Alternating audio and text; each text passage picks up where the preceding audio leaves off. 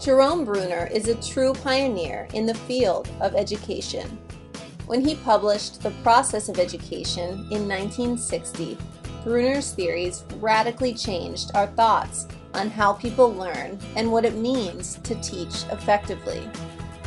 He became known as one of the founding fathers of the constructivist theory, which is based on the following key ideas.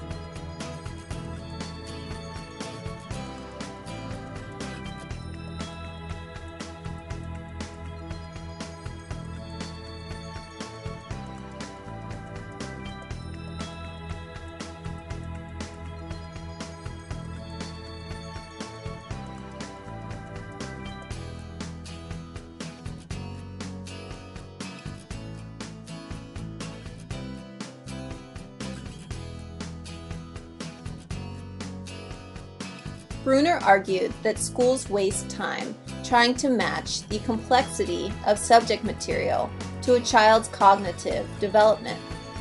This means students are held back by teachers as certain topics are deemed too difficult to understand and aren't taught until the teacher believes the child has reached the appropriate stage of cognitive maturity. Bruner believes that any subject can be taught effectively in some intellectually honest form to any child at any stage of development. This theory is based on three main ideas: intellectual development, the act of learning, and the spiral curriculum. We're going to let you read about these one by one, and I'll chime in as needed.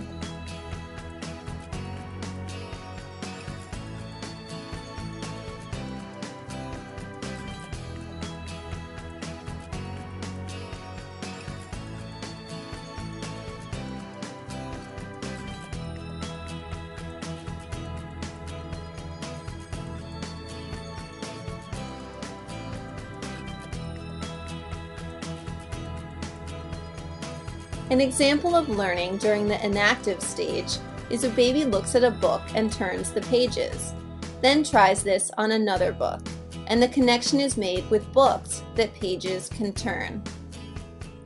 Adults also learn new skills in this manner. For instance, with driving a car, a person will look at the car, sit inside, and inspect the instruments.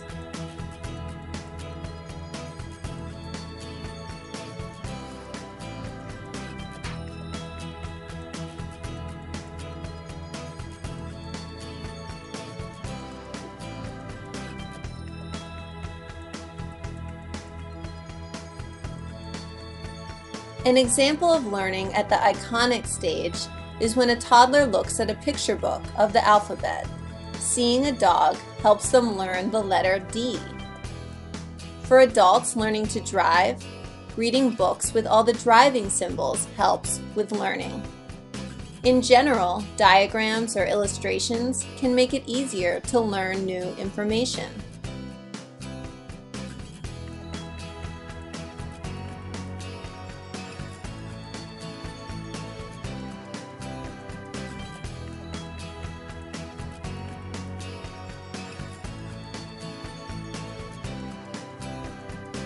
At the symbolic stage, now we see the baby has grown up. They can read books for research and have much more developed language skills. For instance, cats and dogs are grouped as animals instead of individual beings. With adults learning to drive, they can use language such as parallel park, transmission, and reverse, and know exactly what that means. Bruner believes that just as a child goes through each of these three stages, we should present new material to all students, even adult learners, by going through these stages as well. When we teach, we should first present a concept in the inactive stage, involving manipulatives or objects. Reintroduce the concept in the iconic stage with visuals, and finally, discuss it again symbolically with words or formulas. While Bruner has influenced education greatly, constructivism has been most noticeable in math education. The theory is useful because math is primarily conceptual. as it begins with a concrete representation and progresses to a more abstract one. Initially, the use of manipulatives is a great way to hook students who may not be particularly interested in the topic.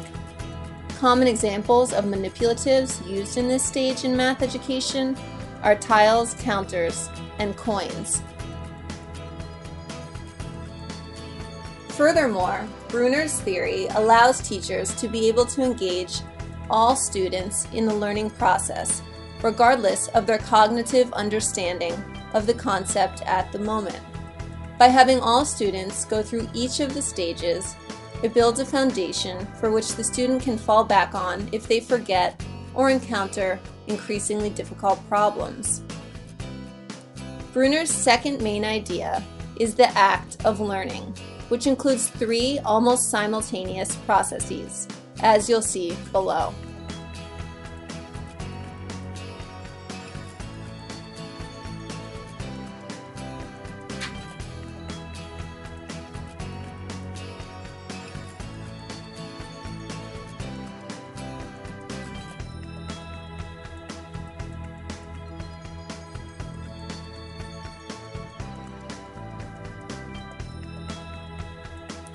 Here are 2 great Jerome Bruner quotes about the act of learning.